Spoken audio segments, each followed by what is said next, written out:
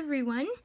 For this week's book presentation, I chose Where the Wild Things Are, which is illustrated and written by Maurice Sendak.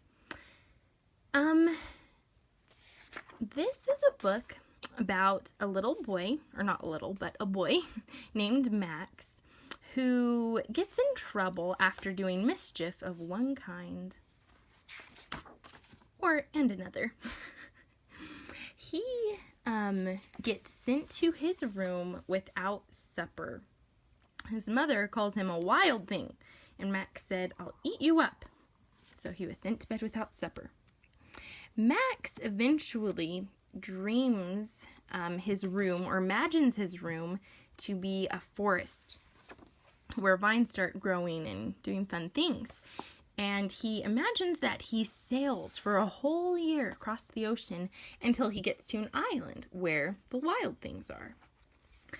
And he becomes their king. They have a lot of fun together for a while, but eventually Max feels like this.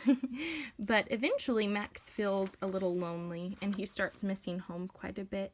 And so he says goodbye to the wild things and being king and sails back home, where he finds a supper on his table, and it was still hot.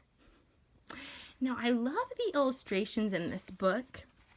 Like this one, I'm not sure if you can see it very well, but they're sketch drawings, and I just love the imagination that the author and illustrator shows in these drawings, and just how he creates these monsters, or not even monsters, but the wild things. And you just he just leaves it to our own imaginations, what they're like, their kind of personalities, and just what they're like and why Max likes them.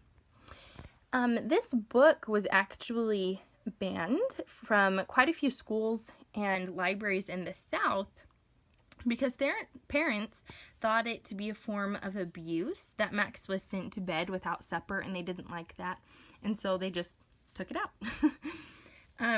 Another reason that this book was not very favorably looked upon in general for the first few years is because a prominent child psychologist of the time, his name is Bruno Bettelheim, didn't like it. He just kind of tore it apart and just didn't like it. Because Max, the book starts with Max kind of throwing a tantrum and not being good, and his parents sending him to bed without supper, which probably isn't always the greatest thing. I don't know, you just kind of have to decide that for yourself. And then, so he just kind of tore it apart, and a lot of parents didn't like it. I think I like this book more now that I'm older than when I was a kid, because I appreciate more the imagination that Max shows, and just being able to, like when he's not in a good situation, and granted it was, kind of asked for on his part, but when he wasn't in a good situation, when he was sent to bed, he could just take himself to another place and he could still have a good time. So I think there's a valuable lesson to be learned in that, even though maybe it's not represented the best